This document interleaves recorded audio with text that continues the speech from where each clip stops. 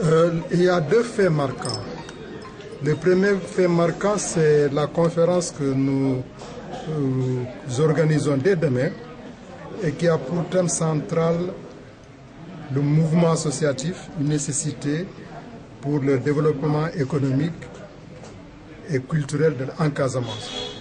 Les conférenciers viennent du FONGIP, une entité, une structure économique que nous ignorons plus ou moins et qui va parler de ce qu'ils font. Il y a un conférencier qui vient de La Stella. La Stella est une association culturelle de Ziguinchor qui a porté haut le flambeau de la culture au niveau de Ziguinchor et qui sera introduite par Sidi Camara, M. Sidi Camara, ancien directeur de l'école de Bambey, qui va donc introduire ce sujet. Et je disais tout à l'heure que le clou de la conférence sera la communication du PRODAC. Le PRODAC, c'est le projet d'agriculture en communauté, je ne saisis pas bien le nom, dont le directeur général, qui fait un excellent travail dans le CFA en ce moment, a accepté de venir prononcer un discours à Ziguinchor. Donc, c'est ça le premier événement. Et le deuxième événement, c'est vraiment un événement culturel. Nous organisons à l'Alliance une soirée théâtrale suivie de bal à la maison des OSDEP de Ziguinchor. Voilà. Nous avons bâti la notoriété de la fraternelle sur le théâtre, la culture. À l'époque, au mois d'octobre ou septembre avant, tout Ziguinchor attendait les représentations théâtrales de la fraternelle ou de la Stella. Parce que nous leur montrions à l'époque la vraie culture casamançaise et les thèmes des pièces de théâtre étaient des thèmes d'actualité.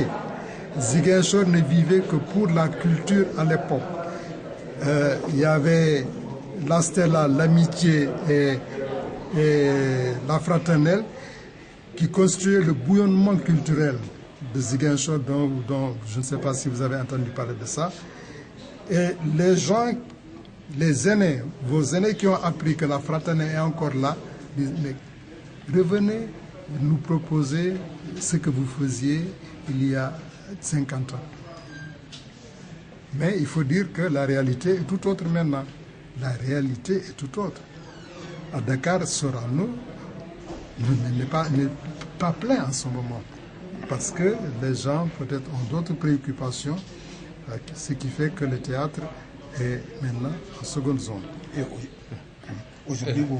Aujourd'hui, nous voulons, en fait, notre ambition, c'est d'aider les enfants à avoir une autre préoccupation autre que le football.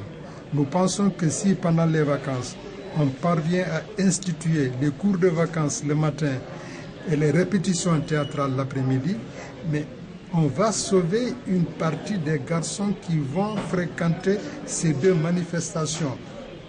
Parce que non seulement ils vont ancrer leurs connaissances scolaires, mais également ils vont, avec le théâtre, s'épanouir autrement. Avec le football, on ne s'épanouit qu'en sport, alors qu'avec le théâtre, c'est l'homme qui s'épanouit. C'est ça, c'est cette activité qu'on veut recréer, ressusciter au bénéfice des enfants.